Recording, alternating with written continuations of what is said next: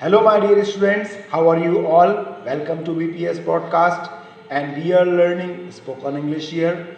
And today we will learn another type of past tense, that is past perfect continuous tense. So, my dear students, सबसे पहले हम इसकी indication देखेंगे, पहचान देखेंगे कि आखिर किस तरह के वाक्य हमारे पास्ट परफेक्ट कंटिन्यूस टेंस के होते हैं। तो देखिए, किसी भी वाक्य के अंत में यदि किसी निश्चित या अनिश्चित समय के साथ रहा था, रही थी, रहे थे, इस तरह के शब्द आते हैं तो वो टेंस आपका पास्ट परफेक्ट कंटिन्यूअस टेंस के अंतर्गत आता है। जैसे कि मैं 2 घंटे से पढ़ा रहा था, वो 3 दिन से आ रही थी, वो पिछले 4 दिनों से कपड़े ला रहा था, मजदूर जनवरी से हमारा घर बना रहे थे। तो यहाँ पर आपको ध्यान से समझना होगा कि इससे पहले हमने एक टेंस और पढ़ा था जिसमें भी रहा था, रही थी, रहे थे, इस तरह के शब्द आते हैं, लेकिन यहाँ पर भी वैसे ही शब्द आ रहे हैं। लेकिन आपको समझना होगा कि पास्ट परफेक्ट कंटिन्यूअस टेंस और पास्ट कंटिन्यूअस टेंस में अंतर क्या होता है।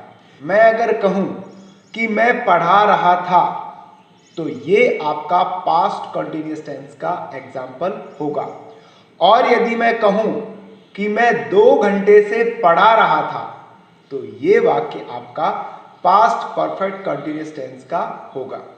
तो इसी तरह के कुछ सेंटेंसेस हम पास्ट परफेक्ट कंटिन्यूअस टेंस के अंतर्गत पढ़ते हैं। सबसे पहले हम पास्ट परफेक्ट कंटिन्यूअस टेंस के अफर्मेटिव सेंटेंसेस यानी कि सकारात्मक वाक्य देखेंगे। अफर्मेटिव सेंटेंसेस में सबसे पहले सब्जेक्ट, उसके बाद helping verb had been, verb के साथ आईएनजी, फिर उसके बाद ऑब्जेक्ट, देन सिंस और फॉर प्लस टाइम।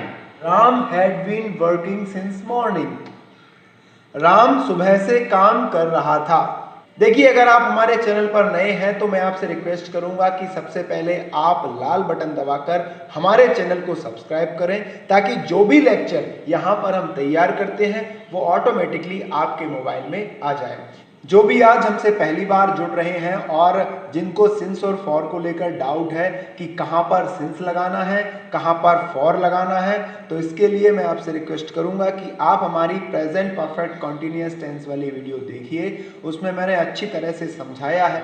शॉर्ट में बता देता हूं कि जो डेफिनेट टाइम है, फिक्स टाइम है, जिसको आप कन्वर्ट नहीं करते किसी दूसरी यूनिट में, वहां पर आपको सिंस लगाना है, और जो आपका इंडेफिनेट टाइम है, ड्यूरेशन ऑफ टाइम है, वहां पर आप फॉर का यूज करते हैं। जैसे कि मैं आपसे कहूं 2 o'clock जनवरी 2004, इवनिंग, आफ्टरनून, किसी सीजन का नेम, स्प्रिंग, रेनिंग, इस तरह के टाइम के साथ आपको सिंस का यूज करना है। और 10 minutes, 5 days, 2 months, 2 years, 3 years, इस तरह के टाइम के साथ आपको फॉर का यूज करना है।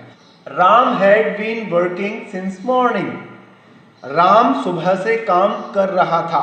अब यहां पर आप और दूसरा सब्जेक्ट रख के नए सेंटेंसेस बना सकते हैं। I had been working since morning. We had been playing for 2 hours. हम 2 घंटे से खेल रहे थे। They had been playing for 2 hours. वे 2 घंटे से खेल रहे थे। इसके कुछ हम नेगेटिव सेंटेंसेस समझेंगे।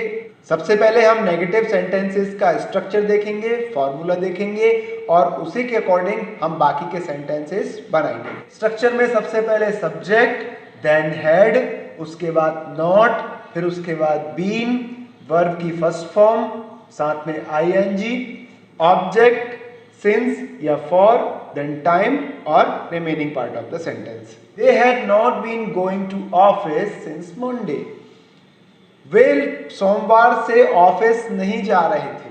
राज had not been taking tea for 2 months, Raj had not been taking tea for 2 months, Raj 2 महीनों से चाय नहीं ले रहा था, या राज 2 महीनों से चाय नहीं पी रहा था। ये पास्ट परफेक्ट कंटिन्यूअस टेंस के इंटरोगेटिव सेंटेंसेस देख लेते हैं, मतलब कि प्रश्नवाचक वाक्य। सबसे पहले हम स्ट्रक्चर समझेंगे। Helping verb had, then subject, उसके बाद बीन, वर्ब के साथ आईएनजी, ऑब्जेक्ट, सिंस और for, time, then remaining parts and don't forget question mark. चलिए कुछ सेंटेंसेस देखते हैं। Had she been watching TV since 2 o'clock? क्या वो 2 बजे से टीवी देख रही थी? Had they been coming from Agra for 3 days? क्या वे 3 दिनों से आगरा से आ रहे थे? अब कुछ सेंटेंसेस हम देखेंगे जहां पर नेगेटिव और इंटेरोगेटिव दोनों सेंस निकलते हैं, मतलब कि सकारात्मक और नकारात्मक दोनों ही सेंस अगर किसी वाक्य में आए तो उस प्रकार के सेंटेंसेस हम कैसे बनाएंगे। चलिए स्ट्रक्चर देखेंगे, उसके बाद इसके एग्जाम्पल से और अच्छी तरह से समझेंगे। सबसे पहले हैड नॉट, देन सब्जेक्ट, उसके बाद बीन, वर्ब के साथ आईएनजी, ऑब्जेक्ट, सिंस और for, time, question mark. Had not you been waiting for me since last 2 hours?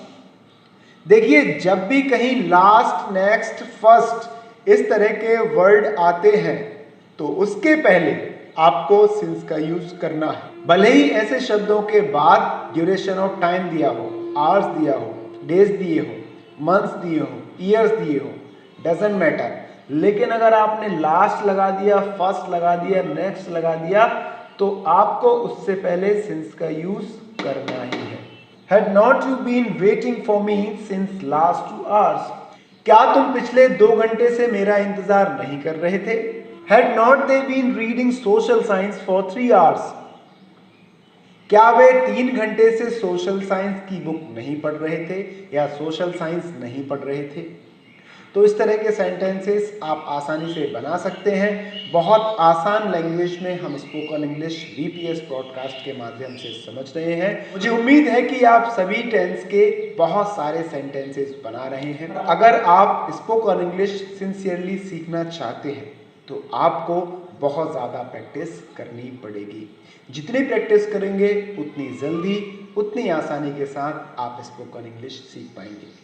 मैं कोशिश करता हूं कि यहाँ पर एक सही तरीके से एक बेसिक से एडवांस लेवल तक आपको लिमिटेड टाइम में पहुँचा सकूं।